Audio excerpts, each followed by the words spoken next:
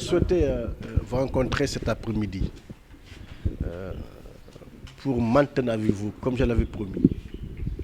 Je vous avais dit à chaque fois qu'il était nécessaire de parler, je parlerai avec vous.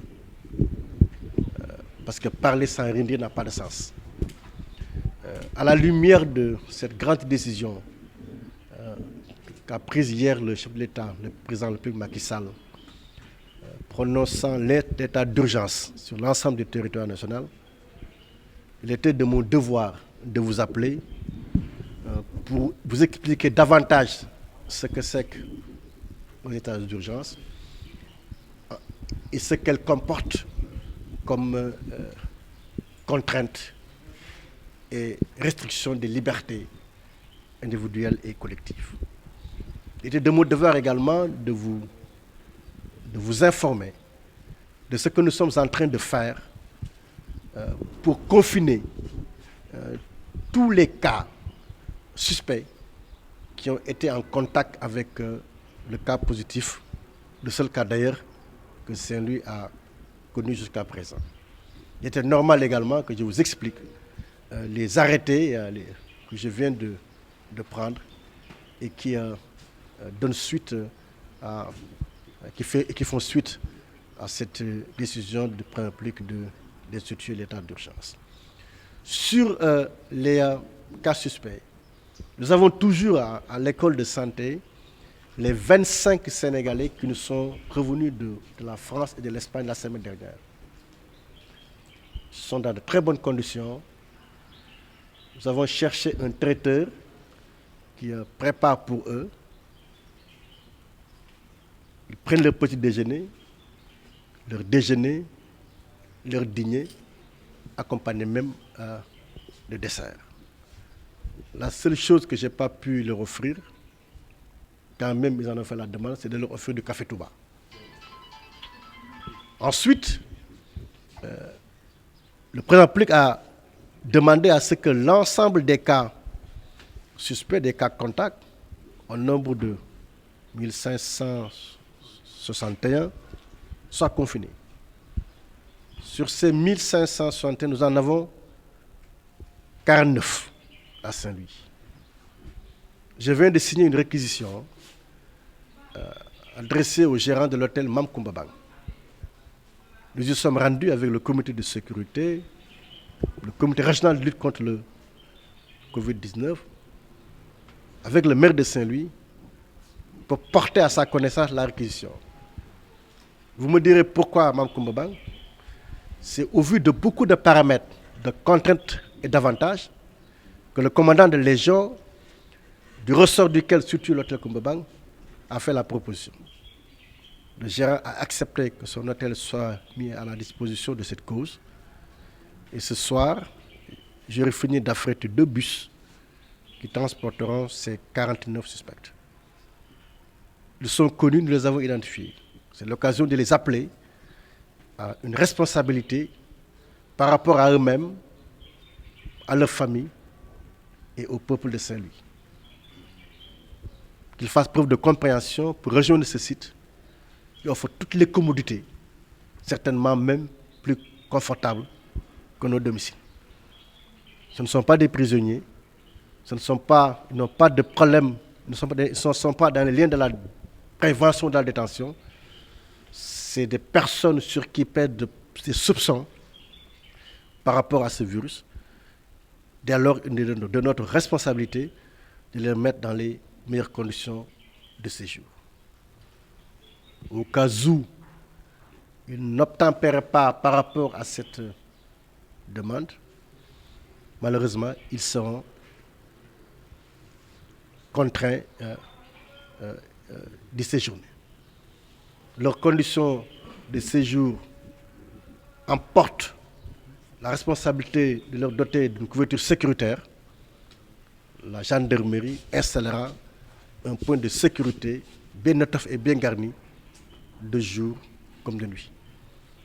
Nous avons également des renseignements avérés que des Sénégalais de Saint-Louis revenant d'Italie sont quelque part à Sordague dans une maison identifiée, mais ils refuseraient d'aller se faire consulter quand bien même de forts soupçons pèsent sur eux.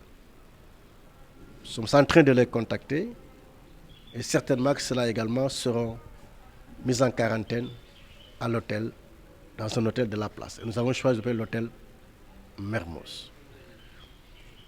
Sur les mesures maintenant proprement dites, j'ai pris ce matin, c'est le nombre de 5 ou 6. La première mesure, c'est l'interdiction des enseignements coraniques dans les daras. Parce que nous avons constaté jusqu'à présent qu'il y a des écoles coraniques qui font plus de 300-400 élèves, qui sont dans des conditions de promiscuité difficilement acceptables. Pour garantir leur santé, la santé de leurs maîtres ou de leurs parents, nous avons décidé donc, de fermer ces écoles dans la même durée que les écoles publiques en langue française. L'entrée en vigueur du couvre-feu emporte également ce qu'on a constaté à ce qu'on va Saint-Louis, des apprenants coraniques qui sont dehors sous la lumière pour apprendre donc leurs enseignements coraniques. Le deuxième arrêté, c'est un arrêté réglementant les heures d'ouverture des marchés dans la région.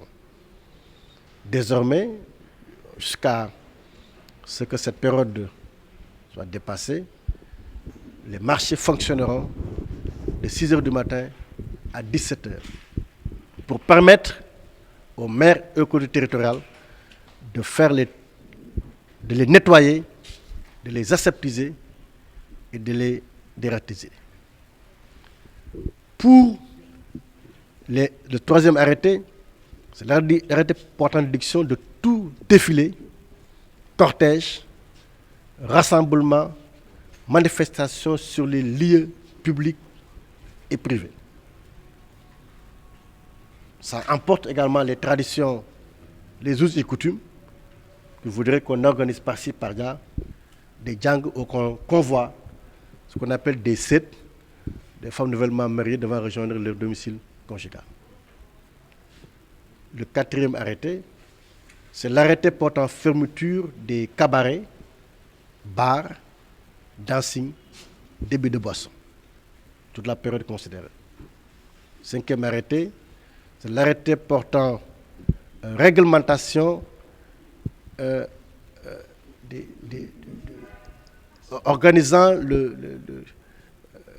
réglementant les heures d'ouverture et de fermeture des restaurants. Certains Sénégalais ont l'habitude de prendre le repas dans les restaurants. Il faut qu'on leur permette de continuer à le faire. Mais il est normal que nous réglementions les heures d'ouverture et amener également les restaurateurs à modifier leurs habitudes. Désormais, tous les plats qui seront vendus seront des plats emportés. Il n'y aura plus de plats à consommer sur place. Et nous demandons d'ailleurs de reconfigurer l'espace de travail pour qu'il n'y ait pas de table, qu'il n'y ait pas de chaise. Il faut également qu'ils respectent les distances entre les clients. Entre deux clients, il faut un minimum également d'1 mètre, d'1,50 m. Le dernier arrêté qui est en cours d'élaboration, c'est l'arrêté également réglementant la circulation des piétons sur le pont Faidherbe. Le pont Faidherbe a 2 allées piétonnes.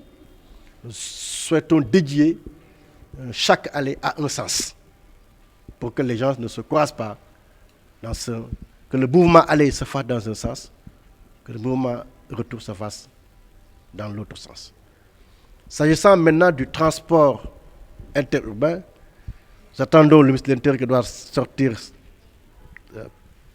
dans un court instant son arrêté et nous verrons les dérogations qui seront apportées dans la région compte tenu de ses spécificités.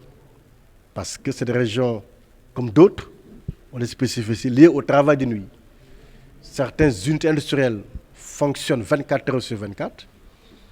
Il faudrait qu'ils s'adaptent au mieux aux heures de couvre-feu Le reste maintenant, s'il y a des difficultés, nous les accompagnerons dans la délivrance d'autorisations dérogatoires qui ne doivent pas faire la règle mais l'exception. Voilà ce que je voulais. Également les professions médicales, les travailleurs peut-être de boulangerie. On verra comment habiliter les préfets, qui chacun dans sa circonscription, avec leur comité de sécurité, voir quelles sont les dérogations à apporter sans que l'esprit de cet état d'urgence ne soit vicié. Je voudrais lancer un appel à toutes les Saint-Louisiennes, à tous les Saint-Louisiens, de nous accompagner dans ces moments critiques qui dessineront forcément un monde nouveau. Parce que ébranlé qu'il est dans ses certitudes, je souhaite que dans ce rendez-vous du renouveau, que les Saint-Louisiennes et les Saint-Louisiens puissent être présents, parce qu'ils auront accompagné l'État dans ces moments difficiles, qui nous interpellent dans notre rapport avec nous-mêmes, dans notre rapport avec notre voisin, et dans notre rapport avec l'État et à la République. Voilà ce que je voulais dire. Merci beaucoup. Merci, félicitations.